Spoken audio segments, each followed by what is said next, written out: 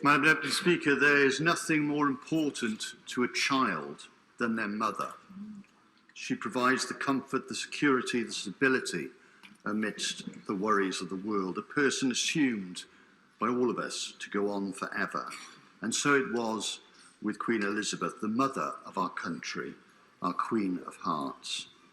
The people across the 4 nations of the United Kingdom owe so much to Her Majesty the Queen for providing steady continuity of a war and peacetime through the peaks and troughs of change. So we feel a sense of deep grief across the United Kingdom, the loss of our eternal mother. For me personally, I feel a special affection as my own mother was of the same generation and met my father during the war when he served in the Royal Navy. Elizabeth, of course, bore the weight of the United Kingdom on her young shoulders from the age of 25, when Winston Churchill was the Prime Minister, over 70 years of global change.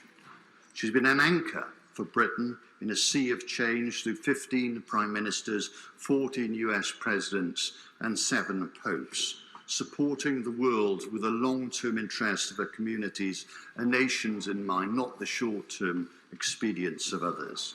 As a mother, a grandmother, a great-grandmother, she had to lead a family, often in personal turbulence in the public view, with a steady hand, carefully balancing the interests of the country with those of her own family. I had the privilege of meeting her briefly on behalf of Swansea West on a few occasions since 2010, and in those fleeting moments could appreciate her wisdom, the quiet gravity amidst a sunny demeanour, whatever the weather. She will remain loved by so many millions for so many things. Her continuity has helped anchor our fundamental values of fairness and democracy amidst the undulating changes of political leadership and the storms and sunshine of global events. We shall never forget her, and the people of Wales and Swansea West will always hold her in our hearts for the service and devotion to our country. Our thoughts are, of course, with the Queen's family, wishing the strength of this most difficult time and the comfort of remembering, with love and affection, happy times shared together as a family with Elizabeth, who will continue to live in our hearts. And finally, for Swansea West, I recall how on the 14th of May, 1946, Elizabeth, at the tender age of 20, attended a recital of poetry at Wigmore Hall with her mother, Queen Elizabeth, and sister, Princess Margaret.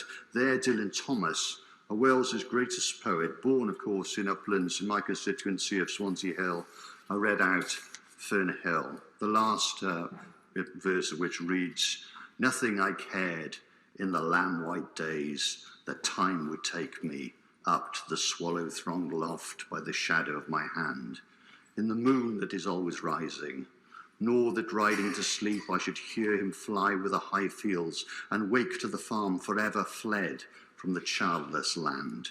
Oh, as I was young and easy in the mercy of his means, time held me green and dying, though I sang in my chains like the sea. Diolch yn fawr, Elizabeth, rest in peace, God save the King and the Prince and Princess of Wales."